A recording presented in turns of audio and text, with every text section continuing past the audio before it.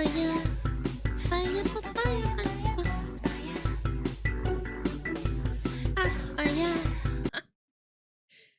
No. All right. 3, 2, 1, go! Blah! Is a 2009 movie starring sexy muscle action man Gerard Butler. It's the Ooh, chat likes handsome men. brainchild of directing duo Mark Neveldine and Brian Taylor, who are also responsible for such works as Crank and Crank 2, where Isn't crank another word for a drug? Pretty sure. other sexy muscle action man, Jason Statham, Barack Obama, plays an assassin that has to constantly keep Barack Obama. his adrenaline high to stay alive. This green screen is terrible. What the hell? This is awful.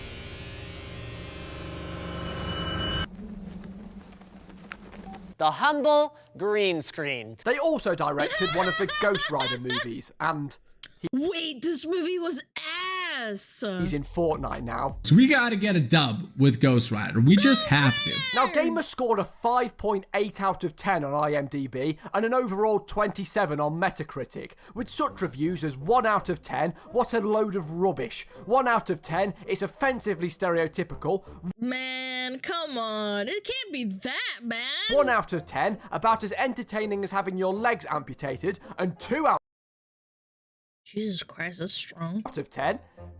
Seriously? And when it comes to box office performance, Gamer had a budget of $50 million and on release managed to pull in a whopping $42 million. Yikes. Now, I've already made my opinion on the use of the word gamer in popular media pretty clear, but when I was making that video, this movie just seemed to keep popping up all over the place. And at I'm a gamer. I didn't watch it. I didn't watch it either. I'm first, really I curious just forcefully pushed it to the back of my mind, acting Come on, like it man. never existed. But recently, I did the unthinkable. I watched it. And Oh, boy was it God. something. The movie opens with Gerard's character, Cable, running and gunning his way through a derelict building, riddled with baddies, which in theory sounds like a pretty action-packed opening to a film. Except, it seems that the editors were in the process of having a fucking seizure. I mean, the amount of quick cuts, glitch effects, and jarring camera movements in the opening I'm gonna throw up already, man. sequence alone is Chill. enough to make you stop watching the film in the first 5 minutes. It actually got physically difficult to understand what was happening at points due to all the random shit all over the screen and the quick unnecessary cutaway to some bloke teabagging a dead body. fucking teabag them. I saw it. It has great cheese. He teabagged them. Bro!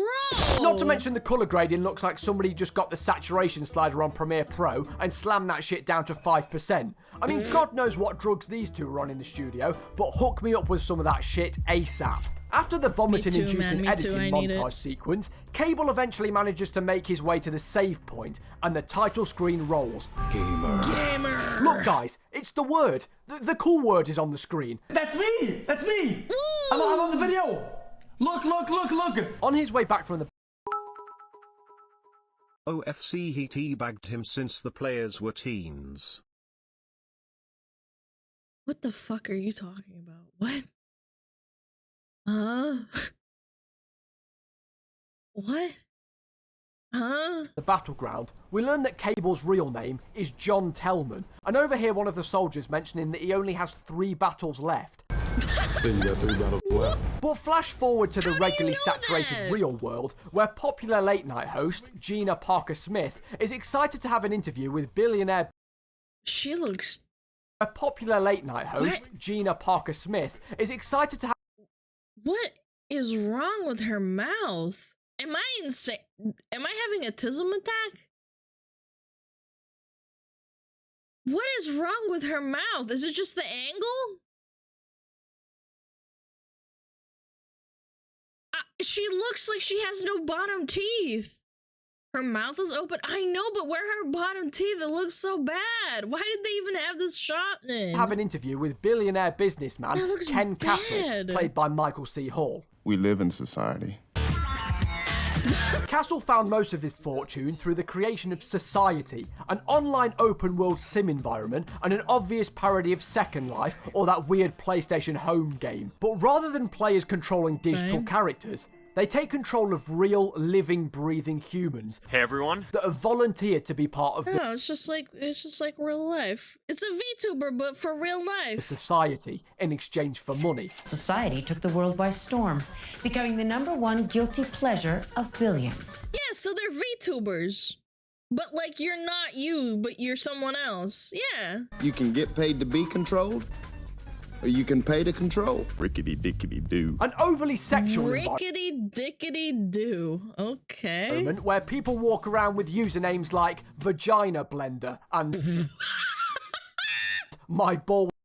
Why does it always come back to balls? Was hurt. And apparently, all of this somehow made Castle the richest man in the world. And generating one of the world's largest private fortunes, surpassing Bill Gates practically overnight.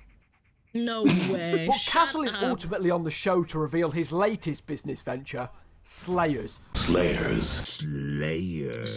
A somewhat similar format to Society, but this time it's a first-person shooter setting where all the characters are real death row inmates that use real weapons to really kill each other. And for some reason, the audience applaud this idea. Yeah! Woo! Real violence with criminals! Slayers. If society let us live through others, Slayers would let us die. Okay, I have one big problem. If this was realistic enough that all the inmates would turn on the people filming this and with all their realistic guns and just hijack the show away from them. Like, this is so unrealistic. They can't? Why not, man? Come on! Through others. Thanks to a shitty animation, we learn that the prisoners have a nanocell planted into their brain that allows them to be remotely controlled by the player. Castle also explains that prisoners can volunteer to become a Slayer, and in exchange, if they manage to survive 30 matches under the control of their player, they earn 30? freedom, and their prison sentence is revoked. I'm sure you know that every last one of our Slayers is a bona fide death row inmate. That seems like a terrible idea. Each one offered the chance to participate as an alternative to their sentence. You stay alive for 30 sessions, you get set free. That's not a bad goddamn deal. We also learn that Cable is one of these Slayers, being controlled by 17-year-old epic gamer Simon Silverton, which Oh, they're controlled by young kids, like they're playing League, but they're actually killing people. Okay. Playing the opening sequence with Cable being controlled through the battle by Simon, with Cable being the best performing Slayer on the program with 20. What if he just forces him to like grab his ding dong and like kills him? Like, he has no consequence of the guy dying. He's just playing him, right? Why doesn't he just kill him for the memes? The last thing you do is like pull down your pants and like take a shit. You get shot in the head. He could. Yeah, why not? That would be a better ending than whatever is in here. 27 battles survived out of the needed 30. After the interview, Gina and Ken's conversation is suddenly interrupted when the studio's LCD screens are hacked by activist organisation Humans, run by no other than Ludacris. Ladies and gentlemen, I go. Bro, this game is a fever. This movie is a fever dream. By the name of Ludacris, I'm the third little piggy. Pies and cakes. I make. How did they get Ludacris into the fucking movie? Niggas eat dirt and fart dust. Who sends a message to the public stating that Castle's mind control technology will eventually end up being used to control people against their will. Basically just calling Castle a piece of shit. King Castle wants you to believe that you are living in a better, safer world. He's a liar. Mind and control is slaves. Mr. Castle, we have no idea where this is. Ew, did you guys see the spit coming out of his mouth? He's a liar. Mind and control is slaves. Mr. Castle, we have no idea where this is.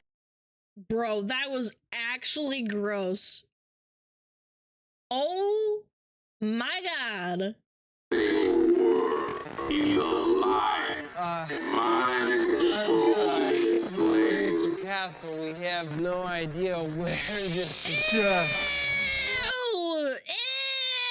Oh, I already hate this movie. It's giving me the ick. And that's We will called all be his acting. own. Yeah, We totally. allow this evolution to continue. But Castle doesn't seem particularly fazed by Ludacris's criticism though, because he goes on to flirt with Gina and then suck his magical lollipop that disappears between camera angles. In a strange change of mood, we cut to the bleak white sand dunes of the prison system, where one of the prisoners has managed to cut free and caves one of the officers' skull in with a rock. He gets caught, runs away, and then shoots into the sky with absolutely no explanation at all.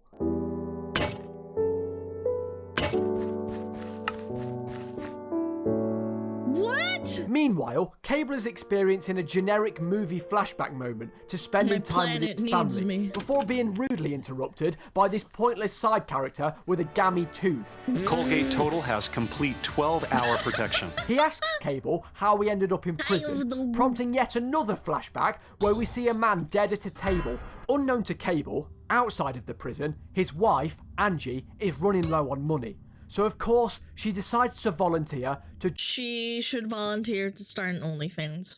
...join the society to get some extra cash. Great! And you know what that means? Another it's almost the same, but kind of not. Another excuse to push an overly sexual montage full of nudity and random shock imagery. But if Angie has joined the society as an actor, who is the player controlling her? Well, it's none other than a fat, morbidly obese, sweaty Redditor that dunks his waffles in maple syrup before... Okay, this movie's based. This movie's based! Why is he dipping waffles into, like, syrup? ...shoving them down his gullet. I love how sweaty they make him, too. An actual gamer. Chat, this is me. This is me right now. I guess this was the filmmaker's delicious. take on a stereotypical basement-dwelling gamer. Because why not release a movie with the title Gamer and then go on... A bowl of maple syrup. Yeah, instead of drizzling it on top, they has a bowl? Like, ew. Why does he have like 10 remotes as well? ...to insult the look of a gamer in the movie called Gamer. Nice job, team. He eventually manages to control Angie to flirt with some random bloke wearing a plastic pig snout. Lucky you. You met me.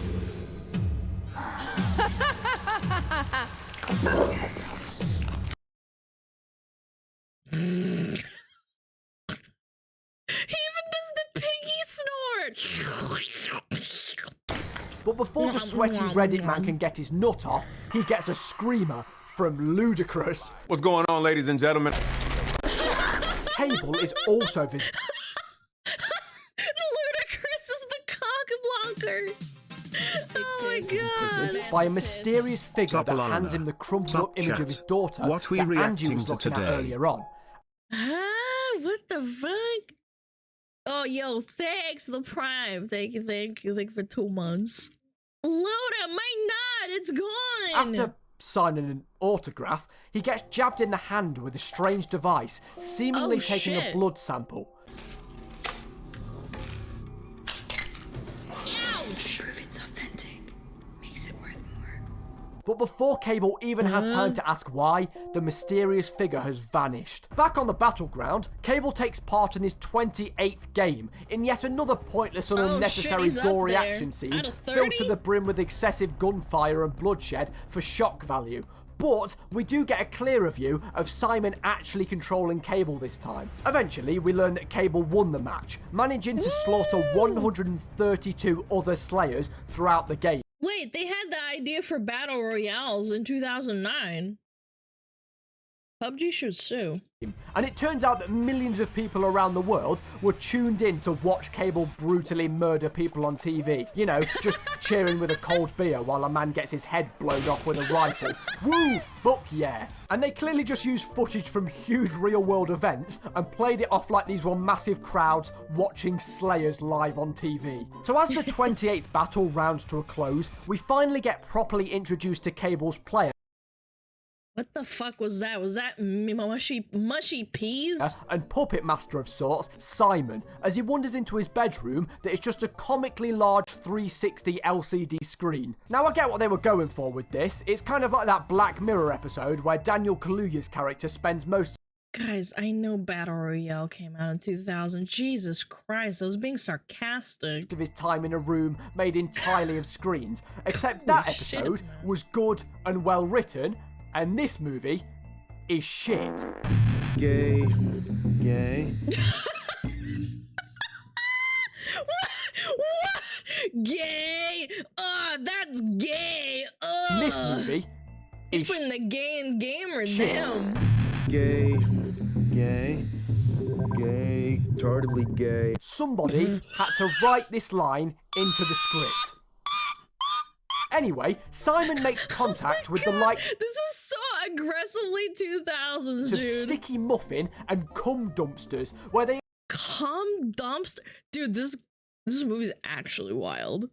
engage in a highly intellectual conversation. Cum dumpster. Simon? Yes. Boobies. I think it's pretty safe to say that Neville, Dean and Taylor are a pair of raging horny perverts that can only create and they love seeing teenagers say fucking degenerate movies shit. that feature Breasts. every 5 minutes and hope that that makes up for the painfully far-fetched bad storytelling. And you know what? You want I think it's working. You earned a platinum medal. Eventually, after Floggies. Simon's sexual-driven nonsense, the screen seems to abruptly cut to a video. It depicts the same interrogation room from Cable's flashback in the prison, but the this hell? time we see a couple of frames that reveal that Cable was ultimately the killer, but his motive is still unclear. A voice explains to Okay. Simon that he can download walkietalkie.exe, a hack that when enabled will allow Simon to communicate with Cable during their matches via voice chat, a feature that isn't legally an option within the Slayers program. He's cheating! If you want to talk to Cable, we can show you how. If you want to He's talk a to cheating Cable, we can show you slut. how.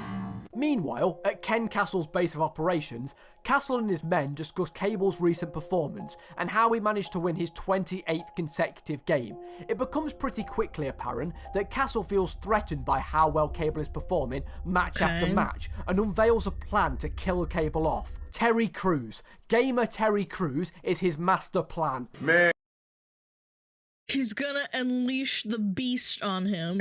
gaming all day. I got these headphones too. I'm trying to set them up. After unveiling Terry Crews, Castle makes the point that Terry the one Crews is thing that is limiting awesome. Cable's performance in matches is his ping. Yeah, Cable's a perfect soldier. He's a tactical killing computer. His only vulnerability is the Nanax itself, the ping, the delay between Simon's commands and Cable's ability to execute. Guys, this is actually just like what we talked about, where like you kill someone on accident and it's because of the ping delay. The only flaw in him is that he has 300 MS. Although, That's Castle why he's reveals so that unlike the bad. other Slayers, Terry Crews won't be controlled by a real human player, meaning no ping and therefore instant reaction time. So why should this one be any different? Who controls him?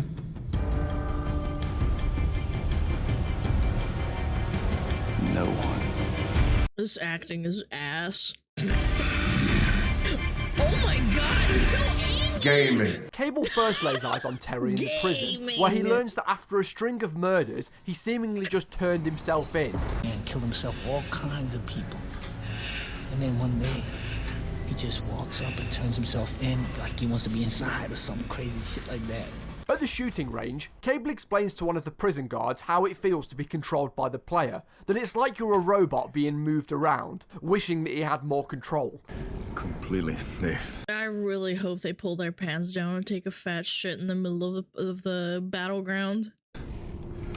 Move you around like a robot. I A really hope shirtless that Terry finally happens. runs into Cable in the prison bathrooms. He threatens his wife and daughter, then reveals to Cable the fact that he has no player controlling him through the medium of a Pinocchio song. They got strings, but you can see there are no strings on me. Cut forward to the They made him say those lines, by the way.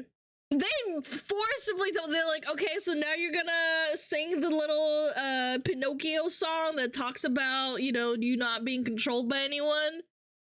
This is so bad. Start of the 29th match as we see all the Slayers leaving the spawn area. It's here This that Cable whole thing first... is a horrid take on what ignorant people think violence in video games is what it will lead to. Little do they know it is already here. I could make this political, but it's rather obvious at this point. Brother, this is just a terrible fucking movie. It's not that deep. realizes Jesus that he can hear Christ. Simon through the voice hack. Cable, dude, it's me. It's me. Who? Simon, I'm playing you. After some back and forth conflict and the death of Cable's buddy, Simon starts to listen to Cable, allowing him to choose the path around the map. The two of them eventually reach a restricted area, and Cable demands that Simon takes them past it. But of course, Simon informs Cable that the game doesn't physically let him past that point. It's a restricted area. It's beyond the borders of the game. I couldn't put you there even if I tried. Warning. In the history of the NBA, Stop. and then Stop we won right there. 72 games. Stop That's right different. there. Time out! You can't go there! No! It's like the Skyrim walls, you know, those inbuilt walls that they put around the, you know, the universe, so you can't go outside of it, otherwise the game breaks. After a huge explosion, Terry appears out of nowhere. Him, Cable and Simon have a fist fight, but Terry manages to come out on top. He aims his gun down at Cable's head, pulls the trigger, and the movie ends. Nah, I'm just kidding. The match ends before he has time to kill Cable, so Cable kicks him in the balls. But just before he gets dragged away, he tells Simon via voice chat that the only real way he'll defeat Terry is if Simon gives up control of Cable and cuts him loose. So I can beat them, but not with you controlling me. What the hell are you He's saying that this kid sucks. That's what he's talking saying. about? Turn me loose, kid. You want to win? Turn me loose.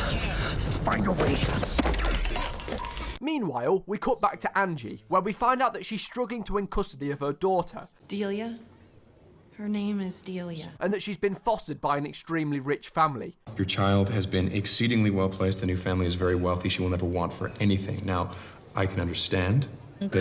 that you love your daughter. She gets I laughed completely forgot that this was a plot point, by the way. Is my ADHD that bad, or is this movie bad? I think it's both. at, and then walks What? away. Simon is fucking around in his gamer room looking at upgrades for Cable before his That is not normal teenage behavior. He would be looking at corn. screen bugs and he's visited by a massive Ludicrous. No pussy.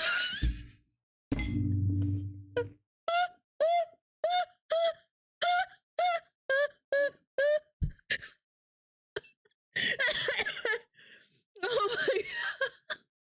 He's in the middle of stroking it and this guy just comes on his...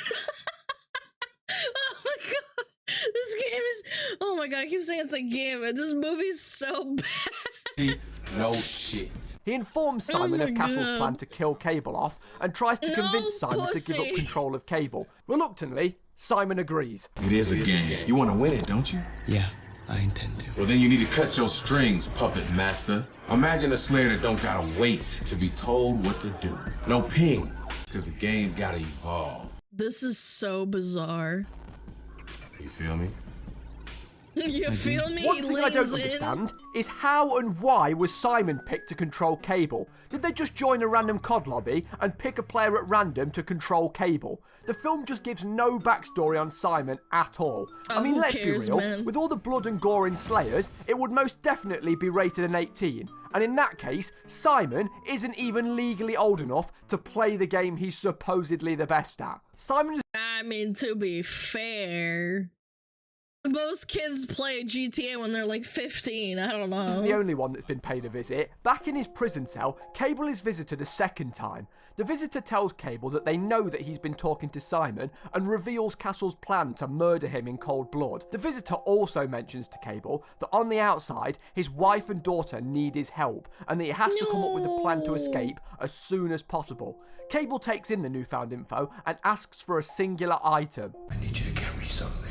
Cue the start of Game mom's 30, Cable's pussy. last match. And what was that singular item, you ask? Well, none other than a bottle of vodka. Cable literally slams the entire bottle What? and smashes a security camera. The alcohol then somehow takes effect in a couple of seconds, with Cable rolling all around the battlefield. Simon watches the drunk antics from his gamer room. Kill something!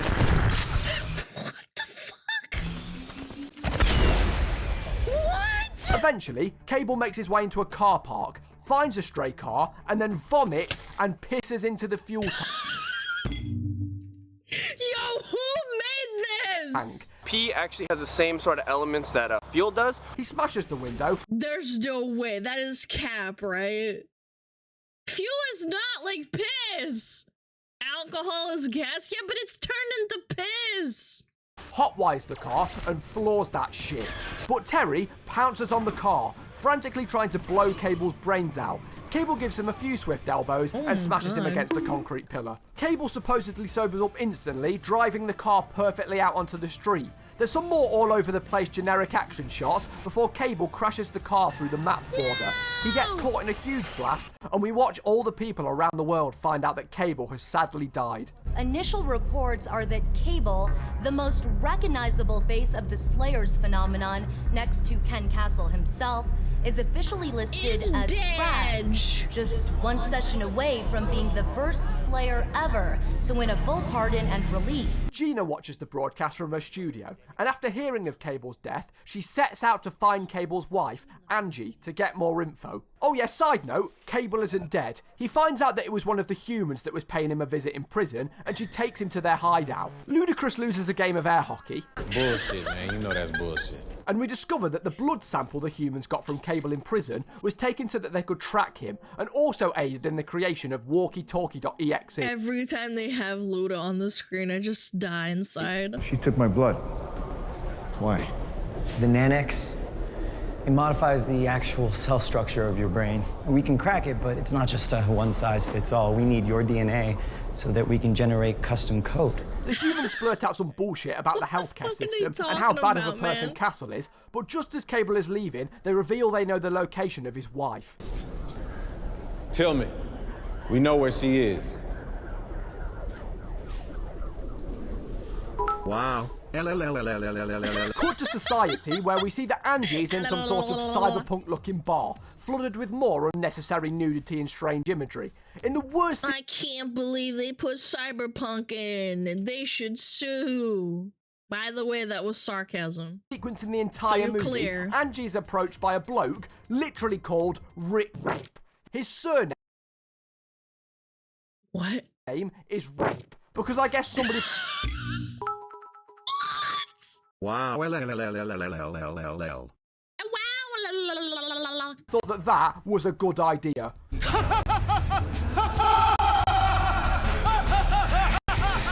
The sweaty Reddit man gets horned. Dude, I'm going crazy. I'm going crazy. These cuts and shots are so good. Up again, making Angie flirt with Rick against her will, and they soon end up in a hotel room. But before we can see Rick's prick, Cable comes in and snaps his spine over his knee. This is not real. This is not a real movie. What the fuck? He then tries to get through to Angie in a surreal sequence where we watch Gerard Butler talk to a sweaty Redditor through his movie wife. I have no doubt that Reddit is improving my life. Cable then tries to help Angie escape, but Terry is in the elevator. He blasts Cable through a window, but thankfully he was wearing the bulletproof vest that Simon purchased for him before he was hacked by Ludacris. Terry drags Angie into the elevator, and after two people walk in and randomly start making out, Terry quickly draws a knife. Angie panics, but the sweaty Reddit man controls her to give Terry the go-ahead. Terry follows orders, and the Reddit man climaxes like he just...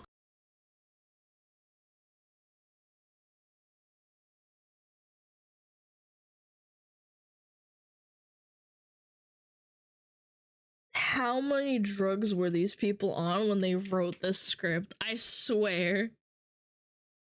They had to be on so many drugs. Got top posts on r/memes. Cable smashes Terry against a wall, smacks him across the face, blows his foot off, and manages to fend off against Castle security. For saying Terry was meant to be Castle's big... $50 million. $50 million. I could do so much with $50 million, yet here we are. Plan to kill Cable. He was pretty shit. I mean, multiple opportunities to kill Cable, and he failed every single time. Once outside, Cable asks the Reddit man where to go, and he leads the two of them through a rave. After making it out of the club, Cable and Angie get pulled up on by Gina. They climb into the van, and she reveals that she's on their side, and wants to help them take down Castle, because... why not, I guess? The movie doesn't really explain why Gina has any motive to do this. I guess to get a story for a show, but it all seems pretty far-fetched to do all of this just for a news story. Whilst all of this is taking place, we see Simon being interrogated by Keith David. He tries to get to the bottom of how Cable escaped, and if Simon had anything to do with it. Overall, they have a pretty in-depth conversation. Peanut butter, almond butter, walnut butter, pecan butter, pistachio butter, pretty much any kind of, nut butter. Pistachio butter. They make that? It's awesome. They're talking about butter in my action movie. Nut butter. What?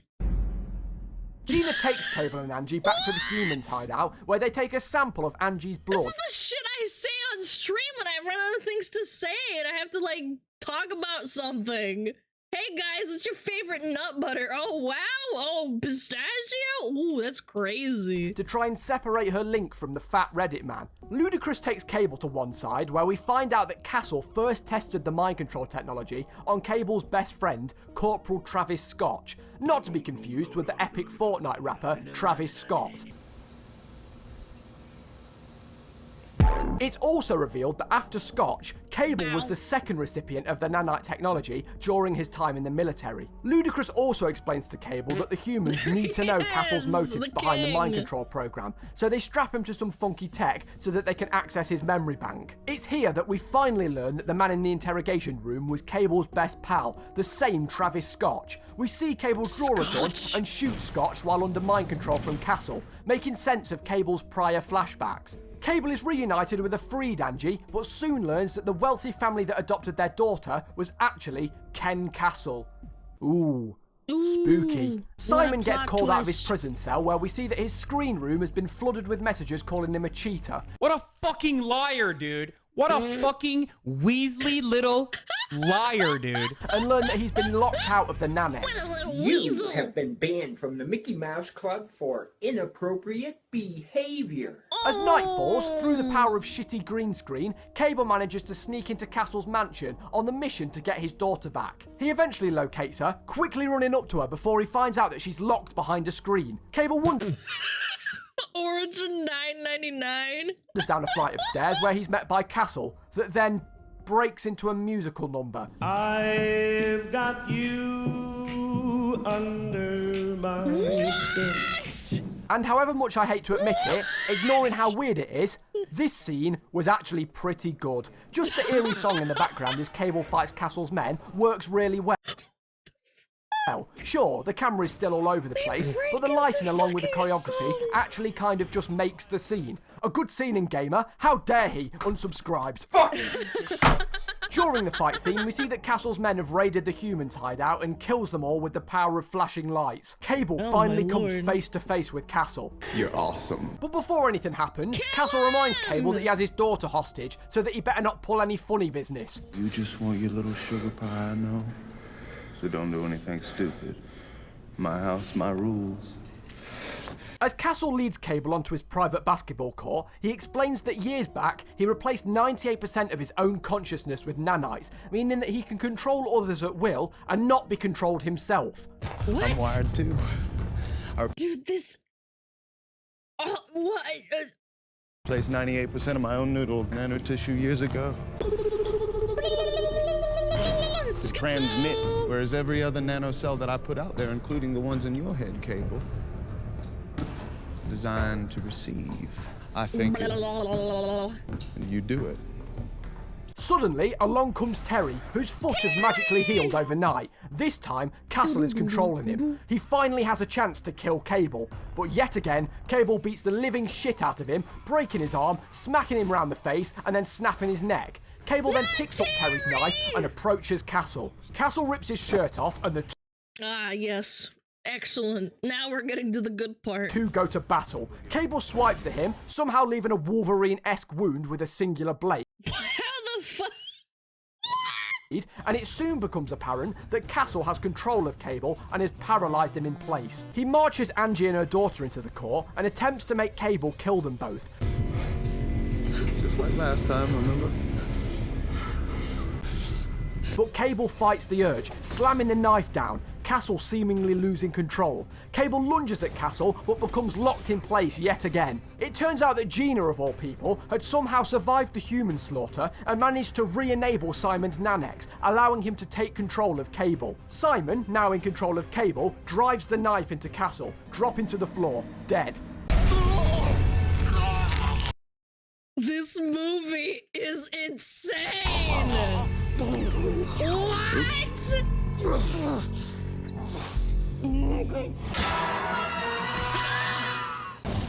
He got knifed, man. Outskilled. Also, it turns out that all of this was being broadcast live to the nation, where everybody cheers for Castle's death.